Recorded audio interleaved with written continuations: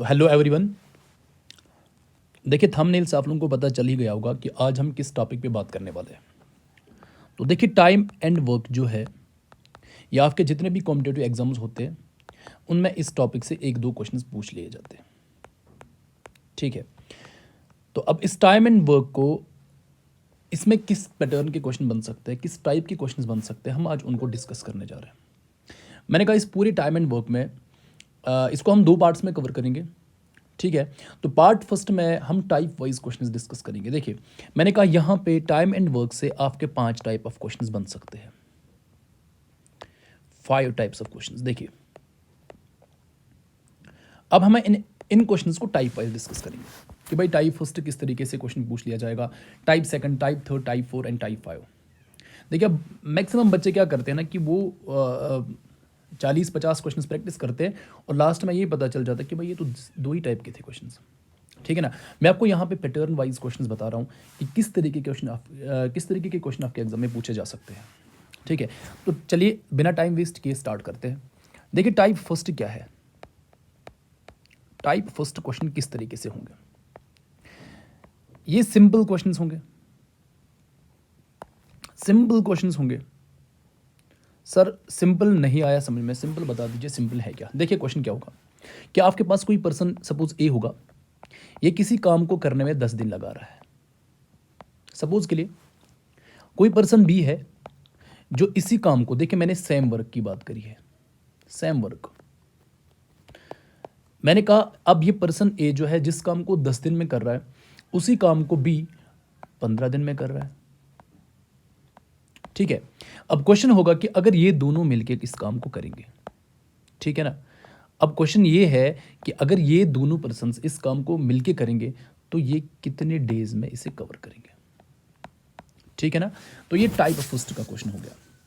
Clear, type first question यही है कि अगर आपके पास 2 या 2 से ज़्यादा पर्सन्स है और किसी काम को कर रहे हैं, ठीक है, अलग अलग डेज पे कर रहे हैं, कह रहे हैं कि अगर ये सब मिलके काम करेंगे उस काम को कितने देर तक कितने टाइम में फिनिश कर सकते हैं। ये टाइप फर्स्ट क्वेश्चन हो गया। तो चलिए टाइप सेकंड को देख लेते हैं। टाइप सेकंड क्वेश्चन क्या होगा, टाइप सेकंड होगा कि यहां पे कुछ पर्सन या फिर पर्सन्स, 2 या 2 से ज्यादा पर्सन्स काम को छोड़ के जा रहे हैं, लेफ्ट द वर्क। ठीक है, मतलब यहां पे कोई पर्सन काम छोड़ के जा रहा है या दो से ज्यादा कोई पर्सन काम छोड़ के जा रहे हैं। मान लो यहां पे कोई पर्सन ए था और बी था, ये किसी काम को कर रहे थे, अचानक से ए की तबीयत खराब हो जाती है, वो काम छोड़ के चला जाता है। अब आपसे क्वेश्चन होगा कि जो रिमेनिंग वर्क है, सिंपल सी बात है भाई बी को करना पड़ेगा। ठीक है, अब जो बचा हुआ काम है ना उसको बी कितने टाइम में फिनिश करेगा। ठीक है, क्या था कि हमारे पास 2 पर्सन्स थे जो किसी काम को कर रहे थे, किसी कारण पर्सन ए इस काम को छोड़ के जा रहा है। ठीक है ना, अब ये पर्सन ए तो रहा नहीं, अब हमारे पास पर्सन बी है। क्वेश्चन ये होगा कि ये रिमेनिंग वर्क को, जो बचा हुआ काम है, उसको कितने टाइम में फिनिश कर सकता है। ये टाइप सेकंड क्वेश्चन हो गया और यही 2 टाइप हम पार्ट फर्स्ट में कवर करेंगे। मैंने कहा इस टाइम एंड वर्क को हम कोशिश करेंगे कि 2 पार्ट्स में कवर किया जाए और पार्ट फर्स्ट में आपको ये 2 टाइप के क्वेश्चन समझाए जाएंगे कि किस तरीके से आपके एग्जाम में क्वेश्चन बन सकते हैं टाइम एंड वर्क को लेके। ठीक है, तो चलिए टाइप थर्ड की बात करते हैं।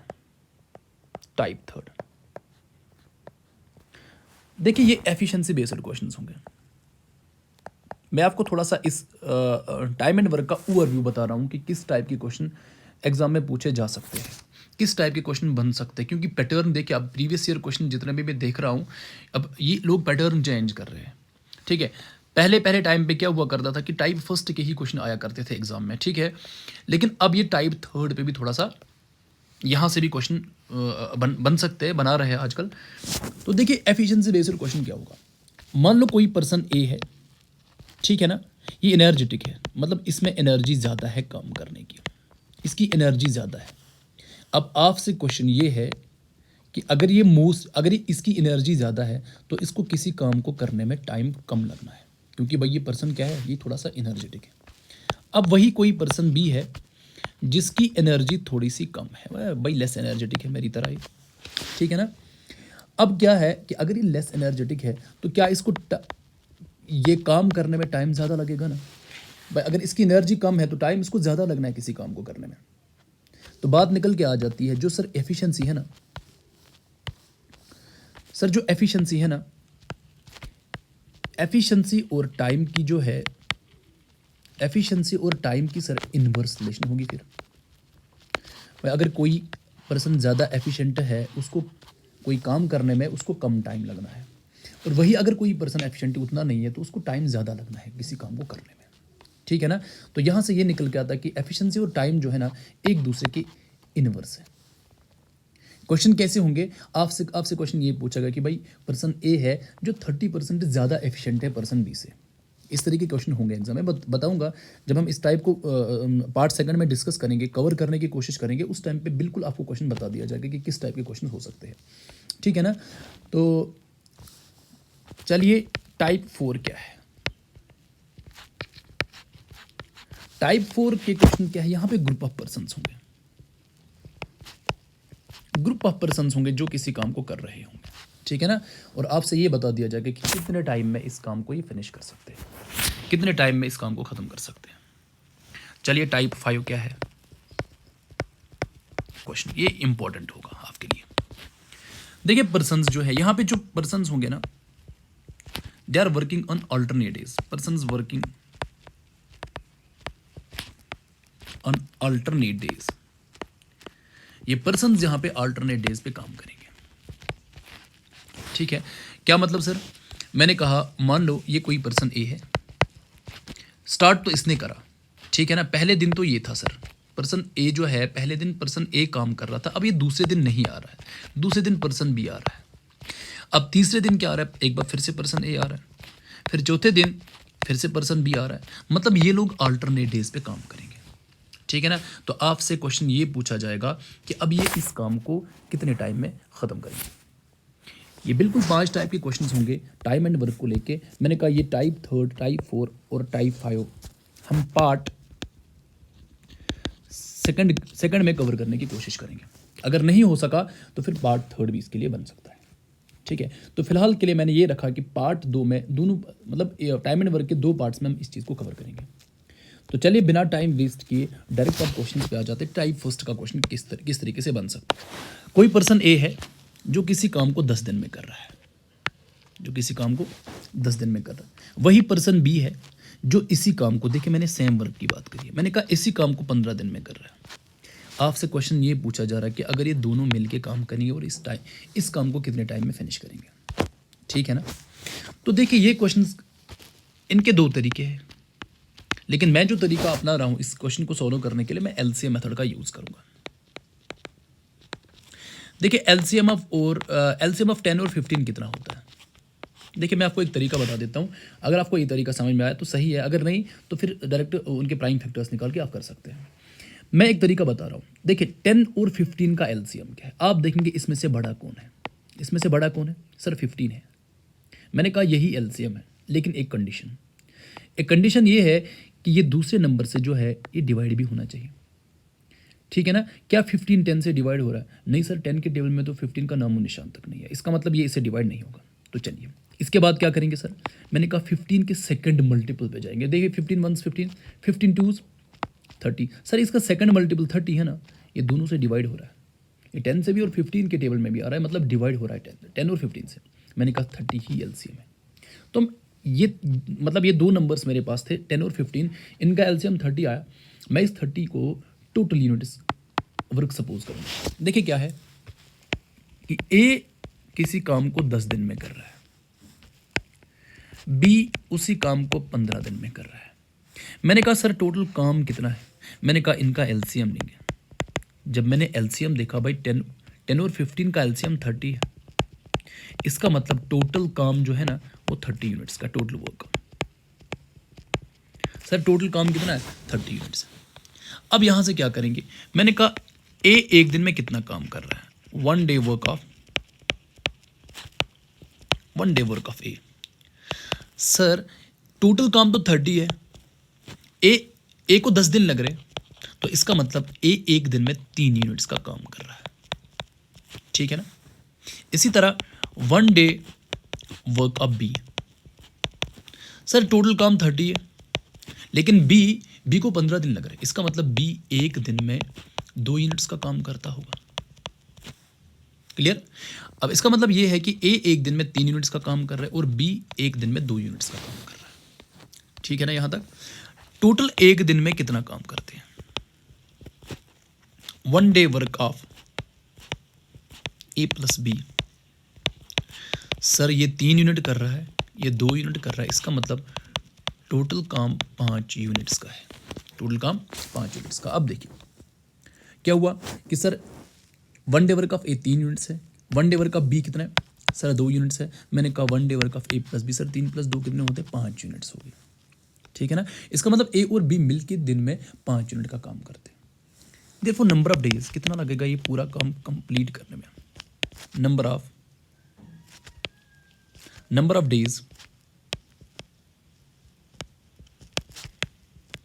Taken by A and B together. Sir देखिए टोटल काम कितना है हमारे पास, 30 यूनिट्स है। ए और बी मिलके दिन में 5 यूनिट का काम करते हैं, इसका मतलब 5 1 5 6, इसका मतलब इनको 6 दिन लगने हैं, ठीक है ना। ए और बी को मिलके इस काम को करने में 6 दिन लगेंगे, जिसको ए को करने में 10 दिन लग रहे और बी को 15 दिन करने में लग रहे हैं। मैंने कहा अगर ये मिलके काम करेंगे ना इसको 6 दिन में खत्म करेंगे। ये एक टाइप का क्वेश्चन हो गया। क्लियर। चलिए इसका क्वेश्चन सेकंड डिस्कस करते हैं। पार्ट टाइप फर्स्ट ही है, क्वेश्चन सेकंड को देख लेते हैं। क्वेश्चन सेकंड क्या है, देखिए सॉल्यूशन कैसे लिखेंगे। मैंने कहा ए और बी मिलके किसी काम को 4 दिन में कर रहे हैं, वही ए अकेले इस काम को 12 दिन लगा रहा है। मैंने कहा यहां से एलसीएम लेंगे। देखिए 4 और 12 का एलसीएम कितना होगा, सर बड़ा कौन है 12, मैंने कहा 12 ही एलसीएम है, लेकिन कंडीशन है क्या ये 4 से डिवाइड हो रहा है, हाँ सर बिल्कुल 4 से भी डिवाइड हो रहा है। इसका मतलब टोटल काम मेरा कितना है, मेरे पास टोटल काम 12 यूनिट्स का है। अब देखिए यहां से मैंने कहा 1 डे वर्क, उसके बाद हम 1 डे वर्क निकालते हैं ऑफ ए प्लस बी कितना होगा, सर टोटल काम 12 यूनिट्स का है। ए और बी मिलके एक दिन में 4 दिन लगा रहे हैं, इसका मतलब ये 3 यूनिट्स का काम कर रहे हैं, ठीक है ना। ए और बी मिलके दिन में 3 यूनिट्स का काम कर रहे हैं। चलिए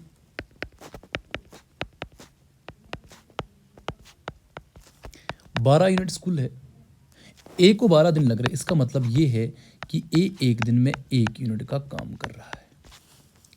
क्लियर है। यहां से देखिए ए और बी मिलके किसी काम को 4 दिन में कर रहे हैं, वही ए उसी काम को अकेले खत्म करने में 12 दिन लगा रहा है। तो इसका मतलब यह है कि इनका एलसीएम जब निकाला गया तो मैंने कहा टोटल वर्क यहाँ से 12 यूनिट्स का है।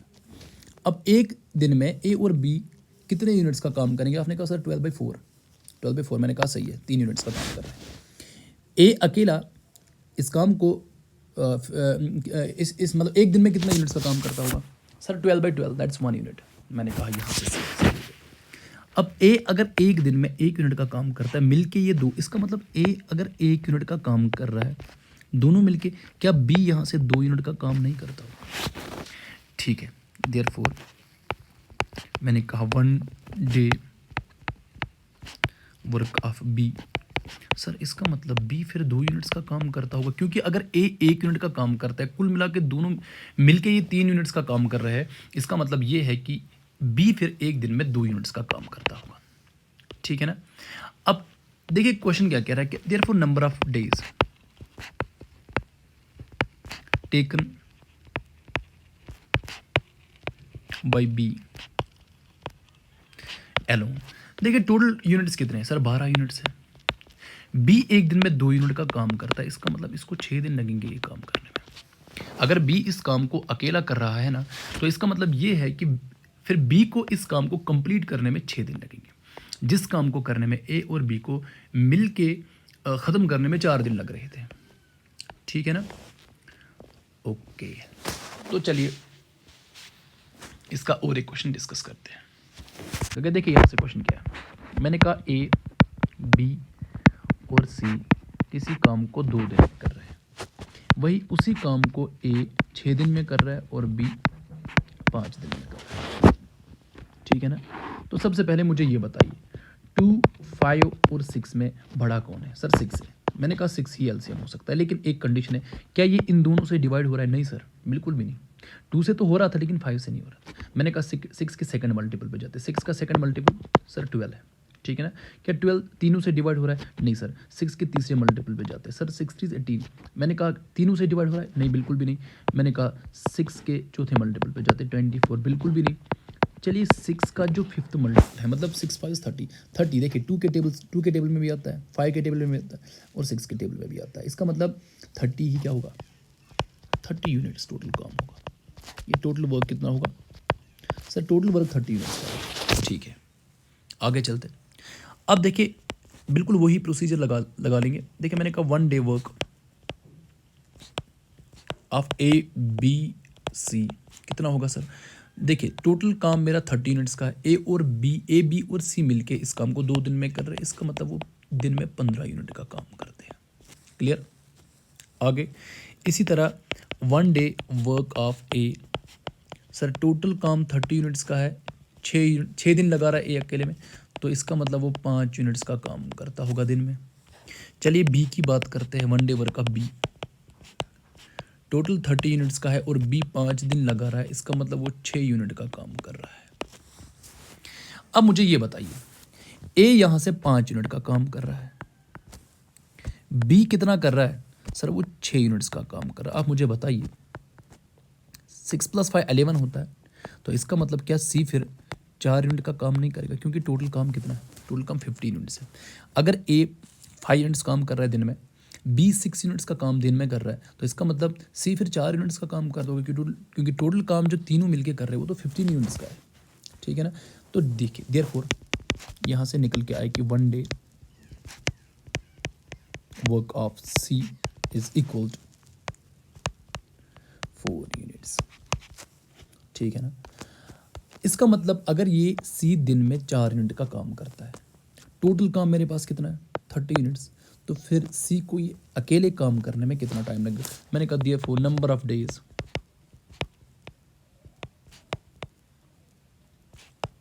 टेकन बाय सी अलोन कितना होगा सर? टोटल काम इतना है और सी 4 यूनिट का काम कर रहा है, तो क्या मैं इसको ऐसे नहीं लिख सकता हूँ 2 15s 2 2s, तो 15/2, इसका मतलब ये 2 7 14, सर 7.5 दिन लगेंगे सी को अकेले ये काम करने में। यहाँ तक क्लियर? तो चलिए टाइप सेकंड के क्वेश्चंस, ये मैंने आपको 3 क्वेश्चंस बताए टाइप फर्स्ट के, बिल्कुल इसी तरीके के क्वेश्चन टाइप फर्स्ट में आपके एग्जाम में पूछे जाएंगे। अगर हुआ तो ये सबसे ईजी टाइप का क्वेश्चन है। ठीक है ना। तो चलिए सेकंड क्वेश्चन टाइप सेकंड को डिस्कस कर लेते हैं। टाइप सेकंड के क्वेश्चन कैसे बन सकते हैं आपके एग्जाम में। मैंने कहा ए किसी काम को 18 दिन में कर रहा है, वही बी पर्सन जो है उसी काम को 15 दिन में कर रहा है। ए ये पर्सन है जो किसी काम को 18 दिन में कर रहा है, बी कोई दूसरा पर्सन जो उसी काम को 15 दिन में कर रहा है। क्लियर? आगे क्वेश्चन कह रहा है कि अब बी जो है, बी ने 10 दिन काम किया और उसके बाद काम छोड़ के चला गया। ठीक है ना। अब आपसे क्वेश्चन ये है कि ए अकेले उस काम को, रिमेनिंग काम जो बचा हुआ काम है, कितने टाइम में फिनिश कर सकता है। तो देखिए यहाँ से मैंने कहा ए को ये काम करने में 18 दिन लग रहे हैं, वही बी को 15 दिन लग रहे हैं। 18 और 15 का एलसीएम कितना होगा? सर 18 होगा। 18 बड़ा है क्या? 18 15 के टेबल में आता है? नहीं सर, 18 के सेकंड मल्टीपल पे जाएंगे, 36 हो गया। ठीक है ना। अगर वैसे नहीं आ रहा है तो डायरेक्ट एलसीएम ले सकते हैं आप यहाँ से। देखिए 3 5s 3 6s। ठीक है ना। अब दोनों 5 1s 6, तो ऐसे होगा 6 1s। अब 6 5 30 33 90, सर 90 यूनिट्स का टोटल काम है। ये टोटल वर्क यहाँ से निकल के आ गया। क्लियर?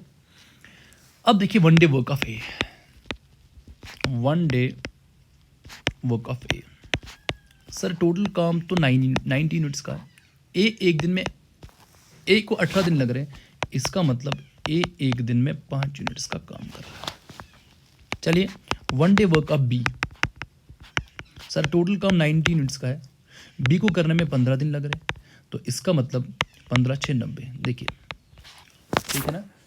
तो बी इस काम को फिनिश करने में उसको वो एक दिन में 6 यूनिट्स का काम कर रहा है। ठीक है। अब मुझे ये बताइए, अब बी ने जब 10 दिन काम करा होगा, बी ने 10 दिन में कितने यूनिट्स का काम करा होगा? सिंपल सी बात है। देखिए, अगर बी एक दिन में 6 यूनिट्स का काम कर रहा है, तो मुझे ये बताइए 10 दिन में कितने यूनिट्स का काम करेंगे? देयरफॉर देखिए, 10 day work of B will be equal to 10 into 6। Sir 60 unit का काम बी जो है 10 दिन में कर रहा है, ठीक है ना। टोटल काम कितना है सर? वो 90 यूनिट्स का है। बी 10 दिन में 60 यूनिट्स का काम कर रहा है। इसका मतलब बचा कितना, रिमेनिंग वर्क कितना है?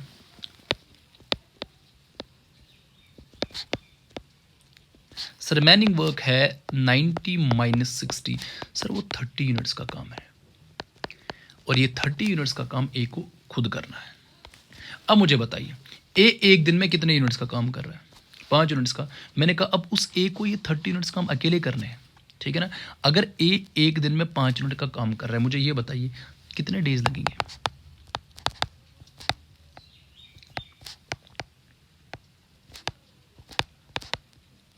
सर 30 यूनिट्स डिवाइड बाय एक दिन में 5 यूनिट्स का काम कर रहा है। इसका मतलब इस आदमी को अकेले इस काम को फिनिश करने में 6 दिन लगेंगे। क्लियर हुआ?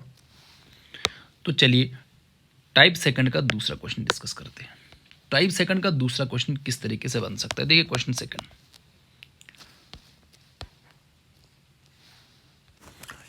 देखिए क्वेश्चन क्या है, कह रहा है कि A and B can do a piece of work in 45 and 40 days respectively। ठीक है, आगे कह रहा है कि they begin to do the work together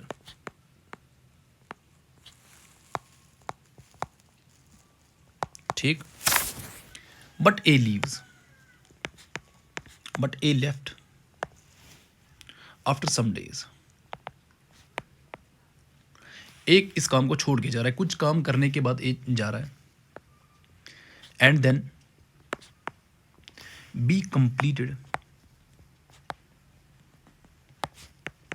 the remaining work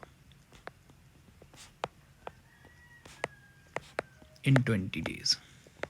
ठीक है, आपसे ये पूछा जा रहा है the number of days after which A left the job. देखिए क्वेश्चन क्या है, देखिए ए को किसी काम को करने में उसको 45 डेज लग रहे हैं, वही बी को इस काम को करने में 40 डेज लग रहे हैं। उसके बाद क्या होता है कि they begin to do this work together. अब ये इकट्ठे काम कर रहे हैं, but A left after some time. उसके बाद ए काम छोड़ के जा रहा है। भाई ए और बी अभी तक काम कर रहे थे, कुछ दिनों तक काम करा, ए इस काम को छोड़ के चला जा रहा है। आगे क्वेश्चन क्या कह रहा है and B then complete the remaining work in 20 days. उसके बाद जो बचा हुआ काम था ना, वो बी 20 दिन में ख़त्म कर रहा है। क्वेश्चन आपसे ये पूछ रहा है कि फिर ए कितने दिन काम करने के बाद चला गया था। ठीक है, तो देखिए अगर ए को कोई काम करने में 45 डेज लग रहे हैं, बी को वही काम करने में 40 डेज लग रहे हैं। आप मुझे क्या इनका एलसीएम बता सकते हैं? हाँ बिल्कुल, देखिए सर निकाल भी सकते हैं। सबसे पहले 5 से होगा, 5 8 5 9 45। अब डायरेक्ट ये तो एक ही टेबल में दोनों आएंगे नहीं, ठीक है ना, तो करेंगे डायरेक्ट 8 9 72 इंटू 5 कितना होता है? इसका मतलब टोटल काम जो है 360 यूनिट्स का है। ये टोटल वर्क यहां से निकल के आ गया। अब देखिए, मैंने कहा ए को ये काम करने में 45 डेज लग रहे हैं, वही बी को यही काम करने में 40 डेज लग रहे हैं। मैंने कहा अगर मैं इन दोनों के एलसीएम की बात करूं सर, वो 360 यूनिट्स है, और 360 यूनिट्स को हम टोटल वर्क सपोज करके चलेंगे। ठीक है, तो आप देखिए one day work of A, sir total काम 360 यूनिट्स का है और ए 45 डेज लगा रहा है। इसका मतलब ए एक दिन में 8 यूनिट का काम कर रहा है। देखिए इसी तरह one day work of B 360/40। Sir जो बी है ना वो एक दिन में 9 यूनिट्स का काम कर रहा है। अब मुझे ये बताइए, क्वेश्चन कह रहा है कि बी जो है, जो बचा हुआ काम है वो 20 डेज में फिनिश करता है। वो 20 डेज में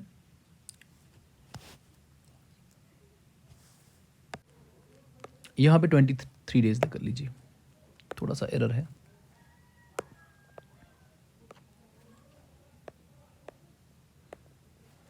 ट्वेंटी 23 डेज यहाँ कर लो बस।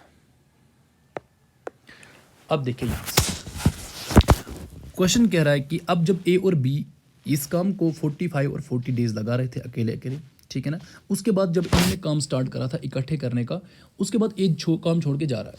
तो कह रहा है question B completed the remaining work in 23 days. मुझे बताइए अगर बी एक दिन में 9 यूनिट्स का काम करता है, मैंने कहा work done by be in 23 days कितना होगा सर? सर वो 23 इंटू 9 होगा। सर 23 इंटू 9 होगा, कितना होता है? 9 3 27, 9 2 18।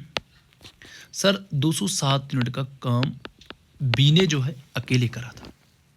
बी ने जो है 207 यूनिट्स का काम अकेले करा था, क्योंकि देखिए ना बी ने 23 डेज में अकेले काम कर रहा है और बी एक दिन में 9 यूनिट्स का काम कर रहा है, तो 23 डेज में 207 यूनिट्स का काम करा होगा। इसका मतलब जो बचा हुआ काम है, रिमेनिंग वर्क कितना है सर? माइनस कर देते हैं। देखिए माइनस करने के बाद कितना रहा? ये हो गया 3, ये हो गया 5 और ये हो गया 1, ठीक है 153 यूनिट्स। अब ये काम बचा 153 यूनिट्स का। मुझे बताइए ये 153 यूनिट्स का काम जो है ना, क्या ये ए और बी ने मिलके नहीं करा था? ठीक है, अब देखिए अब जब ये 153 यूनिट्स का काम ए और बी ने मिलके करा है, ठीक है ना, ए और बी को कितने डेज लगे होंगे इस काम को फिनिश करने में? देखिए मैंने कहा number of days taken by A and B together to finish 153 units. That is sir 153 units. A और बी मिलके 17 यूनिट का काम करते थे दिन में, तो क्या सर ये 9 डेज में फिनिश नहीं करा होगा? इसका मतलब ए ने सिर्फ 9 डेज ही काम करा था। यही आपसे क्वेश्चन पूछ भी रहा था। देखिए कह रहा था कि the number of days after which A left. A ने 9 डेज के लिए काम करा, उसके बाद ये काम छोड़ के चला गया था। ठीक है ना, होप कि यहाँ तक आपको समझ में आया होगा। ठीक है ना, अगर आपको इस सेशन ये लेक्चर अच्छा लगा है तो प्लीज़ चैनल को सब्सक्राइब कीजिए, अपने दोस्तों के साथ शेयर कीजिए, ठीक है ना, ताकि देखिए आप जितने इस वीडियो पे जितने भी लाइक्स कमेंट्स आ जाएंगे उससे हमें मोटिवेशन मिलती है आगे नेक्स्ट के वीडियो बनाने के लिए।